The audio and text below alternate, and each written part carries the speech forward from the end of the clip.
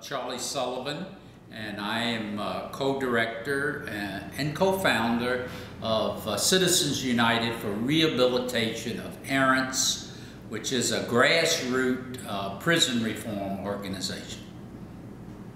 And I'm Pauline Sullivan, and you'll have to excuse my voice. It's kind of froggy sounding. I am also director and co-founder, but as co-director, I really am more of administrator. I do a lot of the behind-the-scenes work and administration. And Charlie, I would say, does the majority of advocacy work. We do it together, but the division of work kind of hits that. Well, so most people who look at this won't know exactly what you do. So yeah. Well, how do you spend the day? I mean, I know you're all over Capitol Hill all the time. Well, to a certain extent, of course, in this Congress, it's been a Republican-controlled House, and there is not too many hearings on criminal justice issues. We do have hopes that there'll be a few measures that we can have passed, but within the Department of Justice, we're having more contacts there.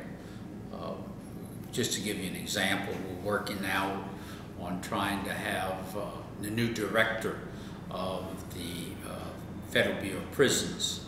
We're working on trying to encourage people to apply for that job, and I think it's extremely important, particularly in regard to issues such as solitary confinement, that we have someone who is sympathetic to what we want. And so anyway, so we're working within the agency, the executive branch, the legislative branch, and maybe not as much the judicial branch as we could, perhaps, filing issue, litigation, etc. We need to do that more. The abolition of solitary confinement will a lot depend upon dramatically improving the conditions of prisons. And I don't think they can be separated because there are mentally ill, there are gangs in prison that are not being controlled. And so you've got where people could be brutalized, and then there's a lot of questions, voluntary and involuntary.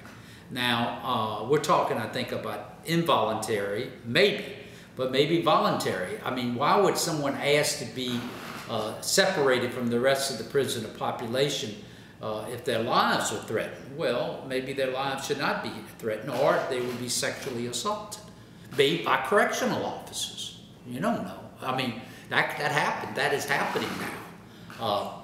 So a lot of these questions, but one of our leaders, and we're struggling with this as an organization, and one of our leaders, I was talking to her yesterday about it, and she said, well, there should be no one in isolation.